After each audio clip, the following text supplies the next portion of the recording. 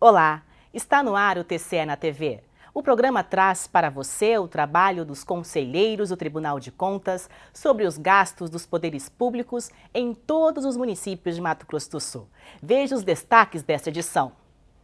Primeira Câmara determina a devolução de mais de R$600 mil aos municípios de Miranda e Bela Vista. Segunda Câmara analisa 71 processos. Sessão do Pleno determina a tomada de contas do Fundeb do município de Bela Vista. E ainda, Dourados recebe projeto Tecendo Desenvolvimento Regional. Está no ar o TCE na TV. O TCE-MS promoveu na região de Dourados a quarta etapa do projeto Tecendo Desenvolvimento Regional. O evento reuniu cerca de 300 participantes, entre prefeitos, secretários e técnicos. Foram contemplados 13 municípios que fazem parte da relatoria do conselheiro José Ricardo.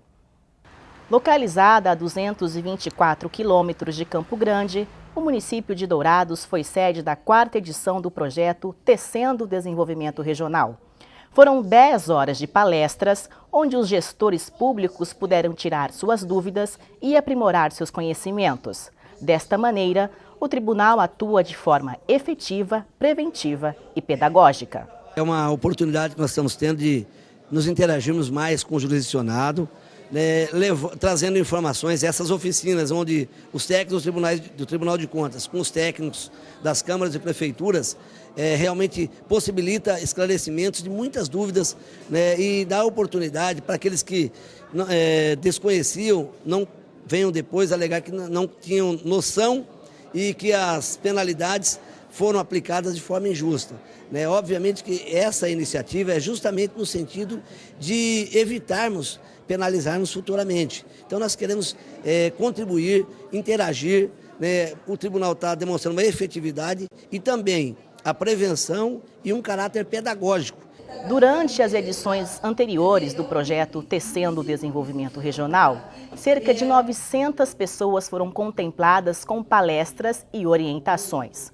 Um resultado que demonstra a consolidação do evento.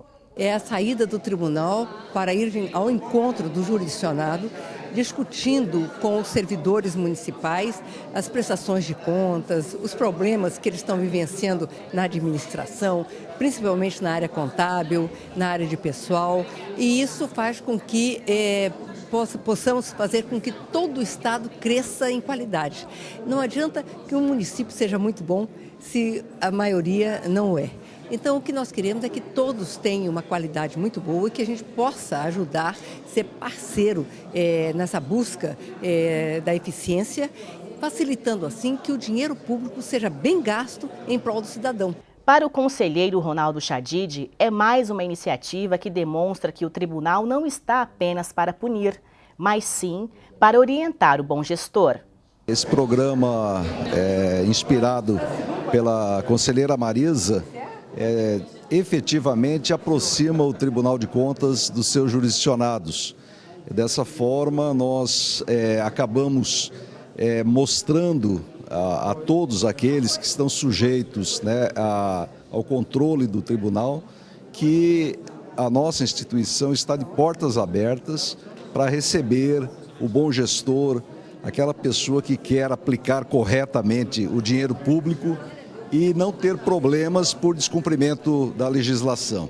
Já para o prefeito de Dourados, Murilo Zawitch, a iniciativa do tribunal em disponibilizar a equipe técnica para sanar dúvidas demonstra a harmonia que existe entre o bom gestor e o órgão fiscalizador. Para nós é muito importante, temos o tribunal no interior, e recebemos aqui em Dourados para atender toda a região. E eu pude cumprimentar os conselheiros presentes aqui, os nobres conselheiros, o egrégio tribunal, representado pelo seu presidente, Valdir Neves, que propiciam às prefeituras, principalmente nesse momento de ajuste do nosso país e, logicamente, também chegando aos municípios, a gente poder estar junto e estar buscando sempre melhorar o serviço público.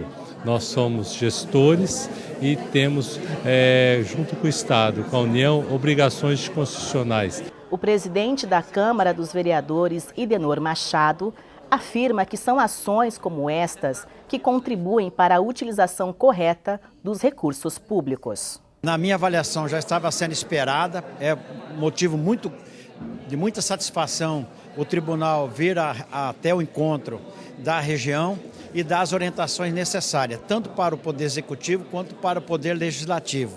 Isso dá segurança, essa questão que o tribunal tem democratizado essas informações através de seus técnicos, com as visitas constantes nas inspeções, tem dado condições para que a gente possa entender melhor e gastar melhor os recursos públicos. O encontro, que superou as expectativas de público, recebendo mais de 300 participantes, proporcionou a todos 10 horas de palestras. Nesse período, foi transmitido aos gestores e técnicos das prefeituras um amplo conteúdo focado nos aspectos essenciais de uma prestação de contas. O dia de atividades teve início com a palestra Contas de Gestão, que é o procedimento que verifica a regularidade da gestão do recurso público. O tema abordou o controle interno, externo e também o controle social.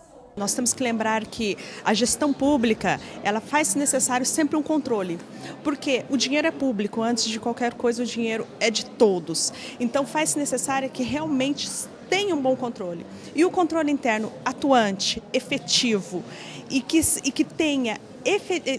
traga efetividade para os programas de governo, faz com que o gestor aplique bem os recursos públicos, porque o bom controle interno, ele antes de tudo, preventivo. Ele age antes de acontecer qualquer tipo de irregularidade, qualquer tipo de problema na gestão. Além disso, o controle interno, ele faz com que o controle social seja bastante atuante, porque as pessoas querem saber como está sendo aplicado o seu dinheiro. Então, quando eu digo que o controle interno, ele blinda a gestão, ele atua preventivamente em todos os programas de governo da gestão e faz com que o gestor aplique corretamente os recursos públicos destinados a ele, em caso municipal, ao município, em caso estadual, ao estado e ao governo federal, porque o dinheiro é público. De acordo com o conselheiro substituto Célio Lima, não basta apenas fazer a prestação de contas. O mais importante é a eficácia da gestão pública. É necessário que a gente avance mais, que a gente procure verificar a efetividade do gasto público. E cremos nós que é isso que a sociedade espera dos órgãos de controle externo. Já a conselheira substituta Patrícia Sarmento apontou as irregularidades mais recorrentes cometidas pelos gestores públicos. Com relação ao executivo, as principais são a questão da falta de transparência, da falta de controle social, ausência de parecer do controle social. Nós temos ainda a questão do problema da falta de controle de estoques, tanto na saúde, com relação aos medicamentos. Nós temos a questão que seria mais uma orientação do que uma irregularidade, nos fundos de assistência social, a questão do material de distribuição gratuita, de ter o município definido previamente a quem serão distribuídos esses materiais e ter em boa ordem e guarda a documentação que comprove a efetiva distribuição a essas pessoas. Nós temos ainda o problema dos novos demonstrativos contábeis, que os municípios não estão conseguindo atender na integralidade, tem uma série de irregularidades nesse sentido. O encontro foi também uma oportunidade para esclarecer uma dúvida frequente entre os gestores públicos: o calendário de datas para a entrega de informações ao Tribunal de Contas. O calendário sempre é motivo de dúvidas, né? Porque são várias informações que são enviadas ao tribunal. Muitas delas não são porque nós temos o prazer em exigi-las, mas porque a legislação, tanto nacional, a legislação estadual, obriga que elas sejam encaminhadas ao tribunal. Então isso faz com que as informações sejam realmente muito diversificadas e sejam num volume muito grande. Para compreender as alterações da lei da micro e pequena empresa e seus efeitos sobre as compras governamentais, o diretor-geral Eduardo Dionísio apontou os erros recorrentes dos gestores públicos. O objetivo nosso, sobretudo, é orientar a observância da preferência dada pela Lei Complementar 123 à microempresa e ao microempreendedor individual. Tá? E a Lei Complementar 147, ela faz com que todas as compras governamentais que estabelecidas na lei, elas sejam feitas junto às micro e pequenas empresas. Outra abordagem do encontro observou licitação e contratos administrativos. Buscamos trazer um pouquinho da jurisprudência, do entendimento que o tribunal tem se manifestado sobre alguns pontos relevantes, alguns pontos importantes, e buscar que o jurisdicionado, incentivar que o jurisdicionado cada vez mais utilize e trabalhe com a jurisprudência do tribunal. A terceirização também foi um tema abordado durante o encontro. 3 aspectos dessa terceirização. É a contratação de serviços contábeis, genericamente chamado de serviços contábeis, a contratação de assessoria jurídica, seja por Câmara, seja pela administração municipal, o prefeito, prefeitura, e, se der tempo, falar também um pouquinho sobre contratação de serviços médicos. Na sessão realizada no dia 15 de setembro, os conselheiros da primeira Câmara do TCMS determinaram a devolução de mais de R$600 mil aos municípios de Miranda e Bela Vista. 74 processos foram julgados, 4 irregulares. O conselheiro José Ricardo relatou 20 processos. Entre eles está o contrato da Prefeitura de Anaurilândia, celebrado com a empresa Jefferson Umada ME, para fornecimento de medicamentos éticos, similares e genéricos. Processo 8.056, contrato celebrado entre o município de Anaurilândia e a empresa Jefferson Umada Monteiro, e tendo como titular seu Wagner Alves Guirado. Declaro regular o procedimento de licitação, realizado por meio de pregão presencial. Declaro irregular o procedimento de formalização do contrato pela ausência da nota de empenho de despesa no valor global da contratação. Aplico multas ao titular acima nominado nos seguintes valores: 50 UFERMES pela irregularidade do procedimento de formalização contratual, 20 UFERMES pela remessa intempestiva ao Tribunal de Contas do contrato número 29 e 50 UFERMES pelo desatendimento ao objeto da intimação. Já o conselheiro Ronaldo Chadid analisou 37 processos, sendo 3 irregulares. O conselheiro votou pela impugnação de mais de R$570 mil pela ausência de comprovação dos recursos públicos empenhados para o fornecimento de gêneros alimentícios aos CEINFs do município de Miranda. Processo 18.272/2012. Em exame a formalização e execução financeira do contrato número 8/2012, celebrado entre o município de Miranda e a microempresa JR Comércio e Serviços Limitada, visando ao fornecimento de gêneros alimentícios para a merenda escolar no valor de R$ 575.308,50. Acolho o parecer do Ministério Público de Contas e voto. Primeiro, pela irregularidade da formalização e execução financeira do contrato, por descumprimento da obrigação constitucional de prestar contas, prevista no artigo 70 da Constituição Federal, combinado com o artigo 37 da Lei Complementar 160/2012. Segundo, pela impugnação de R$ 575.308,50, referente à ausência de comprovação dos recursos públicos despendidos, empenhados, para o fornecimento de gêneros alimentícios, responsabilizando o ordenador de despesas à época, senhor Néder Afonso da Costa Vedovato, pelo ressarcimento do valor impugnado aos cofres públicos do município, devidamente atualizado a partir do primeiro dia do exercício financeiro do ano 2012 e acrescido os juros legais, considerando como termo inicial a data do trânsito em julgado desta decisão, no prazo de 60 dias, sob pena de cobrança executiva judicial. Pela aplicação de multa ao ordenador de despesas acima nominado, em 10% do dano causado ao erário, R$ 573.308,50, que corresponde a 2.660 UFERMES, no valor unitário de R$ 21,56, nos termos do artigo 170, inciso 2 do Regimento Interno deste Tribunal. Pela aplicação de multa à senhora Marlene de Matos Bossé, em valor correspondente a 100 UFERMES, pelo não atendimento às diligências desta relatoria. Pela remessa dos autos ao Ministério Público de Contas, para que adote as providências cabíveis junto à Procuradoria-Geral de Justiça acerca da possível ocorrência de ato de improbidade administrativa. Em outro processo, o conselheiro votou pela irregularidade do procedimento licitatório para execução dos serviços de tapa-buraco e ainda a execução financeira, determinando a impugnação de mais de R$20 mil aos cofres públicos do município de Bela Vista. E, por último, o processo 2371/2012. Em exame o procedimento licitatório, convite número 24/2011, a formalização e execução financeira do contrato número 111/2011, celebrado entre o município de Bela Vista e a empresa Maracaju Engenharia e Empreendimentos Limitada, visando a aquisição de massa asfáltica para a execução de serviços de tapa-buraco no valor de R$ 76 mil.